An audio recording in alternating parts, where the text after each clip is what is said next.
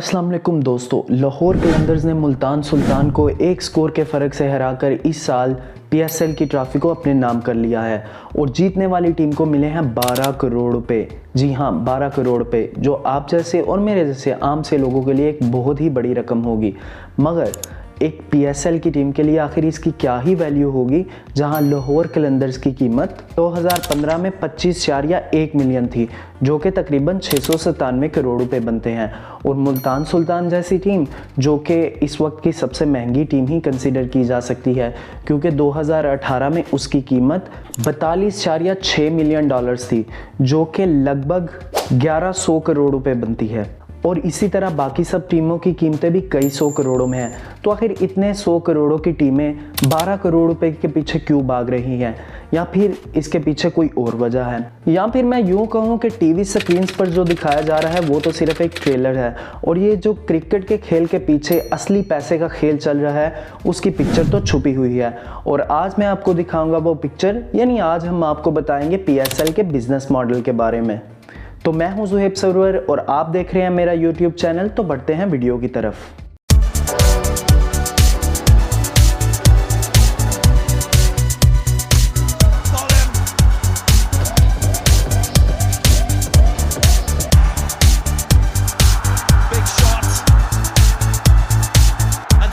Breaking news आपके लिए, Pakistan super league का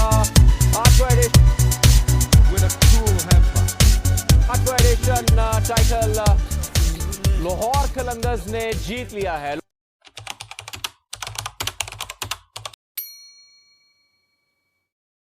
पीसीबी ने सबसे पहले 1 जनवरी 2013 को पीएसएल की अनाउंसमेंट की थी, मगर इन्हें यह आइडिया लॉजिस्टिक मसाइल की वजह से 2014 पर मुलतवी करना पड़ा। और ये जो पीएसएल का मैच था, जो कि 2014 से 2015 के जनवरी तक हो जाना चाहिए था, वो इन्वेस्टर्स की वजह से ना हो पाया। और फिर मिड 2015 में इन्वेस्टर्स का मसला हल होने के बाद इसकी फाइनल अनाउंसमेंट हुई 9 सितंबर 2015 को। यानी यूँ कहना हरगिज गलत नहीं होगा कि 2015 ही में पीएसएल का हकीकी वजूद सामने आया है। और फिर 2016 में इसका पहला सीजन हुआ यूएई में, क्योंकि उस वक्त पाकिस्तान पर क्रिकेट पर बैन था, जो कि 2009 में होने वाले श्रीलंकन टीम पर अटैक की वजह से लगाया गया था। शुरुआत में इसमें 5 टीम्स थी, लेकिन 2018 के सीजन से मुल्तान सुल्तान की शमूलियत के साथ अब कुल 6 टीम्स हैं। दोस्तों, क्रिकेट की दुनिया में फ्रेंचाइज 2020 लीग करवाने वाला पीसीबी पहला इदारा नहीं, बल्कि हमारे हमसाए मुल्क में इसका आगाज 13 सितंबर 2007 से ही कर दिया गया था। और ये कहना बिल्कुल भी गलत नहीं होगा कि पीएसएल दरअसल आईपीएल से ही इंस्पायर्ड है, जो कि बीसीसीआई ने शुरू किया था। हालांकि इंडियन क्रिकेट में भी ये आइडिया लाने वाला बीसीसीआई पहला इदारा नहीं, और ये भी कि ये जो क्रिकेट में इम्प्लीमेंटेशन हुई है इस तरह की प्रीमियर लीग्स की, वो इंडिया ने भी खुद से इजाद नहीं की हैं, बल्कि उससे पहले इसी तरह की कुछ प्रीमियर लीग्स फुटबॉल और सॉकर की दुनिया में बहुत ही मकबूल रही हैं। और उनकी बेदरेक तरक्की के बाद ये जो है इसको क्रिकेट में इम्प्लीमेंट किया गया है। बहरहाल हम बात करते हैं पीएसएल के बिजनेस मॉडल की। तो पीएसएल के बिजनेस मॉडल को समझने से पहले ये जानना ज़रूरी है कि पीसीबी पाकिस्तान क्रिकेट बोर्ड जो है उसको बहुत से लोग गवर्नमेंट एंटिटी समझते हैं, तो ऐसा बिल्कुल भी नहीं है दोस्तों। पीसीबी एक प्राइवेट एंटिटी है। हाँ, इस पर गवर्नमेंट का बहुत इन्फ्लुएंस रहता है, लेकिन इसका डायरेक्ट गवर्नमेंट के साथ कोई भी लिंक नहीं है। और ये पीएसएल की गवर्निंग बॉडी है, यानी पीसीबी ही वो अदारा है जो पीएसएल को चला रहा है। इसके अलावा 1992 से ही ये आईसीसी का मेंबर है और इंटरनेशनली पाकिस्तानी क्रिकेट को रिप्रेजेंट कर रहा है। चलिए अब समझते हैं पीएसएल के रेवेन्यू मॉडल को। पीसीबी के अलावा 3 और मेन कंपोनेंट है पीएसएल के रेवेन्यू मॉडल के। पहला, ब्रॉडकास्टर्स, वो टीवी चैनल्स जिन पर ये मैचेस लाइव दिखाए जाएंगे।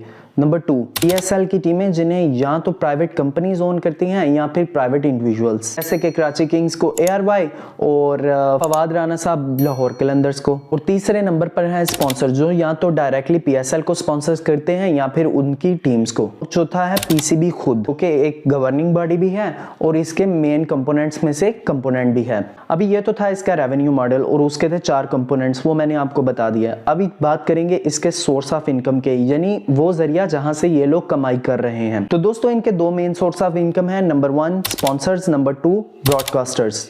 स्पॉन्सर्स को दो कैटेगरीज में डिवाइड किया जाता है, एक टाइटल स्पॉन्सर और दूसरा ऑफिशियल स्पॉन्सर। टाइटल स्पॉन्सर्स वो स्पॉन्सर्स हैं जिनका नाम पीएसएल के साथ जोड़ा गया है। जैसे कि आप जब भी देखते हैं या सुनते होंगे तो पीएसएल के साथ एचबीएल का नाम जोड़ा जाता है, तो इसको बोला जाता है एचबीएल पीएसएल। मैं आपको बताता चलूं कि एचबीएल ने जब लास्ट टाइम यानी 2021 में अपना कॉन्ट्रैक्ट रिन्यू करवाया था पीएसएल के साथ अपना नाम जोड़ने के लिए, इसने 14.3 मिलियन डॉलर्स जो कि लगभग 380 करोड़ रुपए बनते हैं सालाना अदा किया था। अब बात करें ऑफिशियल स्पॉन्सर्स की, तो ये लोग दुराने मैच मुख्तलिफ तरीकों से अपनी प्रमोशन करवाते हैं। फॉर एग्जांपल ओसाका बैटरीज जो है वो दौड़ लगवाकर, ब्राइट्स अपने स्टिकर लगवाकर और इसके अलावा ग्राउंड की बाउंड्रीज, वॉल्स और बोर्ड्स पर इश्तहारात लगवाकर ये लोग अपनी प्रमोशन करवाते हैं।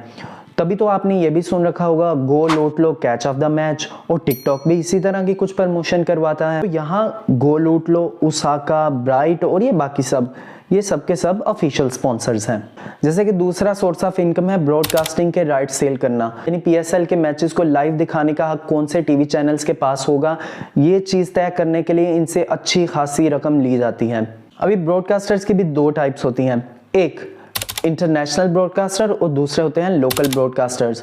इंटरनेशनल ब्रॉडकास्टर्स वो होते हैं जो इंटरनेशनली या यूं कहें तो मुल्क के बाहर पीएसएल को नशर करते हैं, और दूसरे जो पाकिस्तान के अंदर ही इसको नशर करते हैं।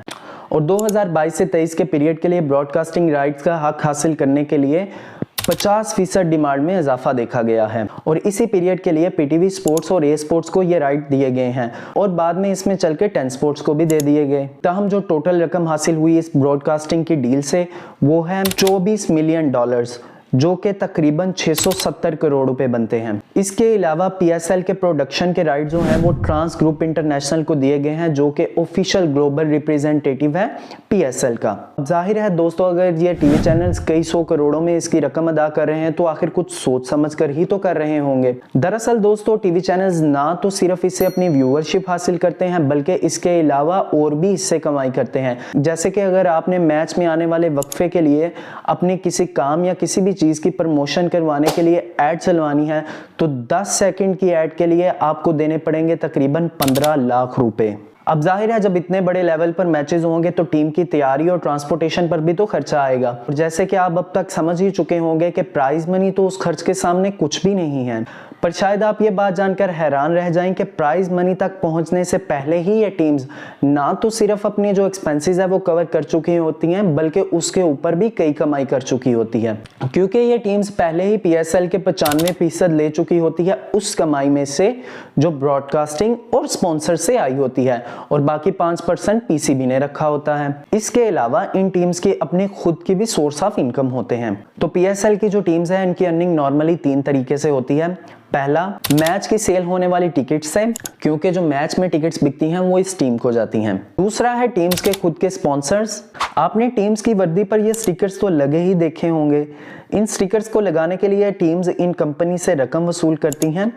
और तीसरा है मर्चेंडाइजिंग, यानी टीम की शर्ट्स, ट्राउजर, हेलमेट और कवर वगैरह की सेल से होने वाली कमाई भी टीम को ही जाती है, क्योंकि जाहिर है अगर आप लाहौर कलंदर के फैन हैं तो आप उससे अपने मोहब्बत का इजहार करने के लिए उससे जुड़ी हुई शर्ट या फिर उससे कुछ जुड़ी हुई कोई और चीज तो खरीदेंगे ही, और यही चीज इन टीम्स के अर्निंग का जरिया भी है। अब जरा एक बिजनेसमैन या ब्रांड ओनर के माइंड से सोचिए, अगर आप अपने ब्रांड की प्रमोशन चाहते हैं तो आप उसी ही टीम को चुनेंगे जिसकी रेपुटेशन सबसे अच्छी होगी, यानी जिसकी सक्सेस रेशो अच्छी होगी, क्योंकि उसी की ब्रांड वैल्यू ज्यादा होगी। जाहिर है अगर मेरा ब्रांड है और मैं उसकी प्रमोशन पीएसएल के थ्रू करवाना चाहता हूं तो मैं किसी भी ऐसी टीम को हरगिज नहीं चुनूंगा जिसकी इमेज खराब हो, यानी कि पीएसएल के मैचेस में जो टीम जितना अच्छा खेलेगी उसकी उतनी स्ट्रॉन्ग ब्रांड वैल्यू होगी, और जितनी स्ट्रॉन्ग ब्रांड वैल्यू होगी उतनी ही ज्यादा कमाई होगी, और ये कमाई प्राइज मनी से कई गुना ज्यादा है। तो यानी ये जो पीएसएल में खेलने वाली टीम्स हैं ये सिर्फ प्राइज मनी के लिए नहीं खेलती, बल्कि इनके लिए टीम की ब्रांड वैल्यू क्रिएट करना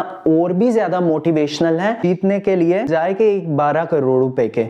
तो अब अगर ओवरऑल बात करें पीएसएल की तो ये बहुत ही कामयाब तरीन प्रोजेक्ट है, और ये इसमें खेलने वाले खिलाड़ी से लेकर टीम ओनर तक सभी के लिए विन विन सिचुएशन रखता है। तो अगर आपको ये वीडियो अच्छा लगा तो दोस्तों के साथ शेयर जरूर कीजिएगा, और इसी तरह के मजीद वीडियो देखने के लिए मेरे चैनल को सब्सक्राइब करें।